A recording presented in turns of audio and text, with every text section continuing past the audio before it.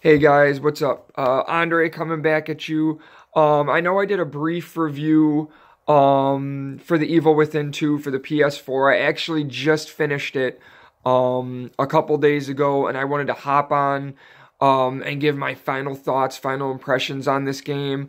Um, Pretty much it's the same from my basis review. The game is absolutely phenomenal. Absolutely phenomenal. If you played the first one at all, like I said, the second one is a no-brainer. Everything in this game to me is solid. I mean, Sebastian comes back, Kidman is back. Your wife Myra's back in it. It's just there's a badass new villain in it. Name is Stefano. I was a huge fan of Ruvik from the first one. I absolutely loved Ruvik. But Stefano is pretty. He's pretty badass. He's pretty badass. There's more than one. There's more than one. I don't want to say villain, bad guy, whatever you want to say in this. But I'm not gonna give all of that away, because that would spoil the game.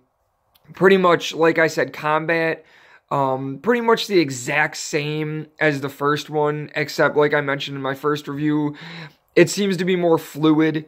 It doesn't seem to be as clunky, like your character doesn't seem to be as clunky or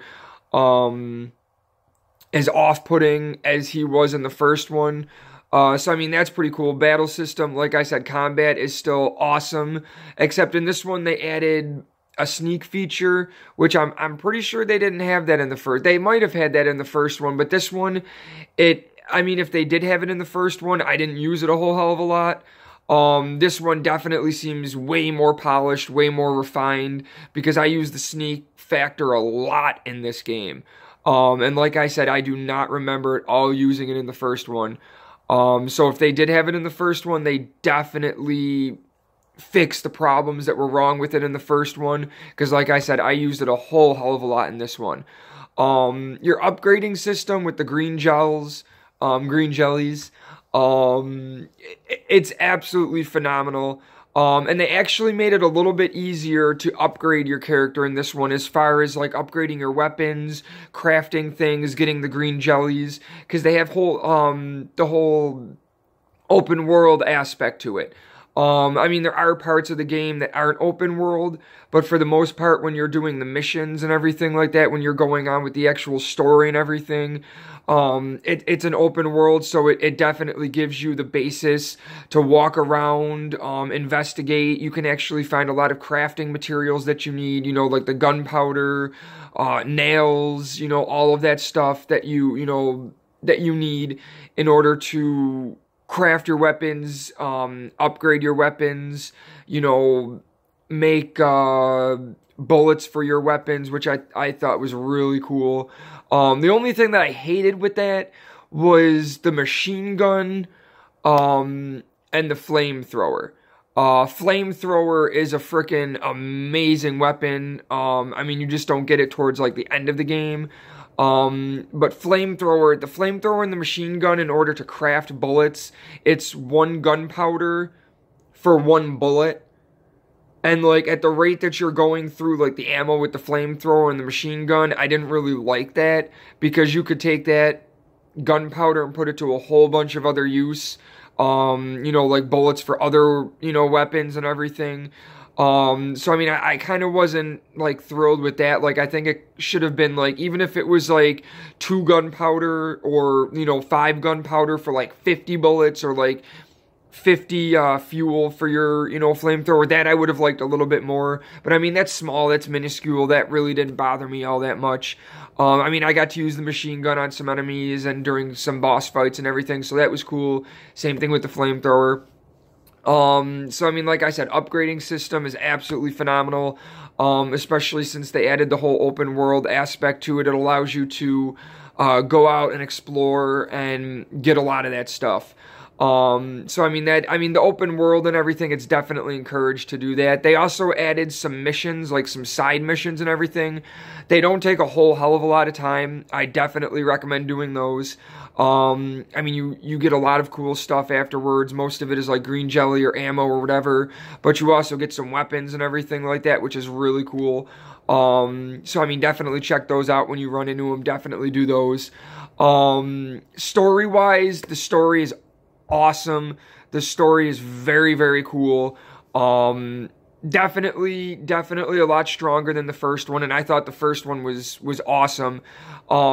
This story actually, I mean, I know it's going to sound ridiculous, but this story actually stuck with me a lot like The Last of Us did.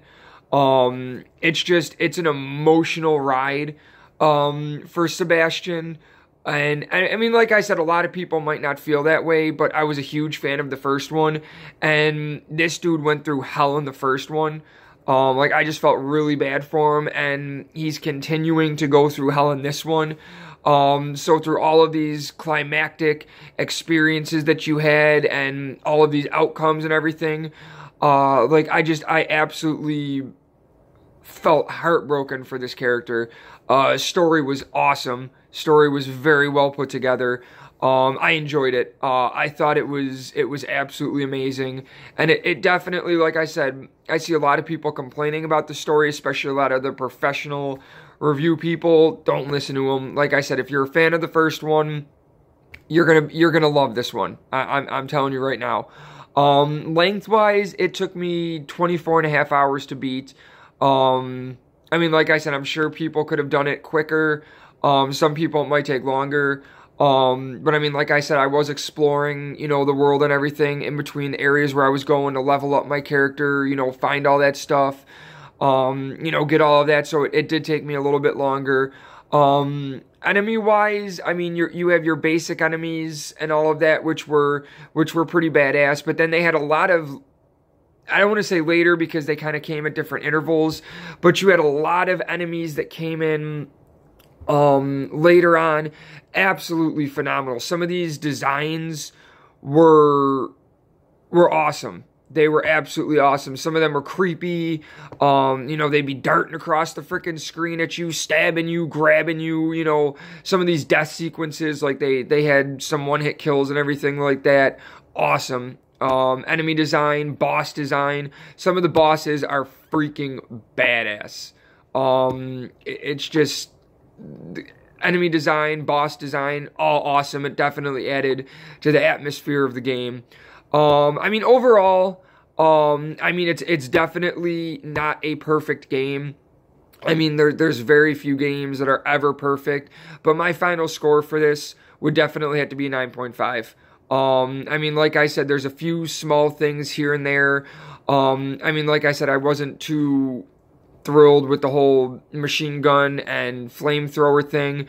But like I said, that was small.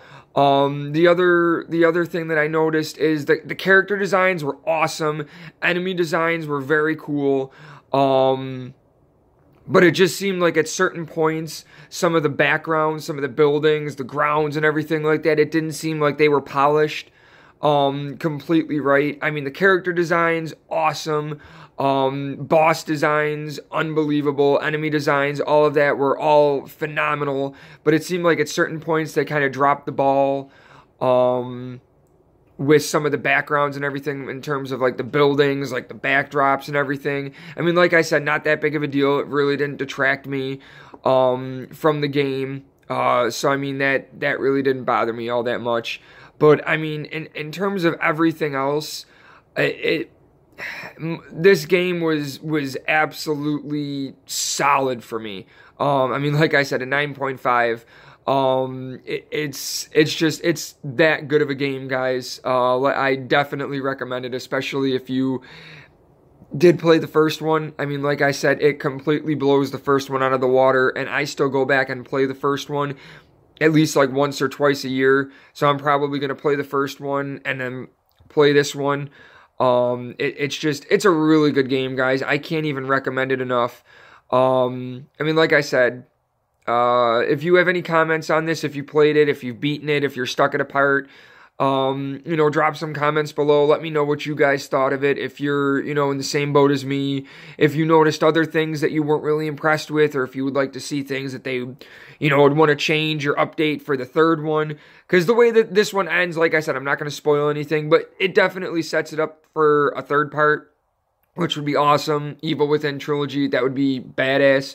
But like I said, if you guys have any questions, if you guys have any, you know, comments or whatever, if you agree with me, disagree, you know, drop them below.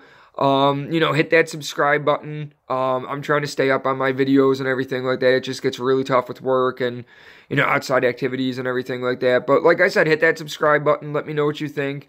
And I'll be coming back at you very soon. All right, guys, have a good day. I'll talk to you later. Bye.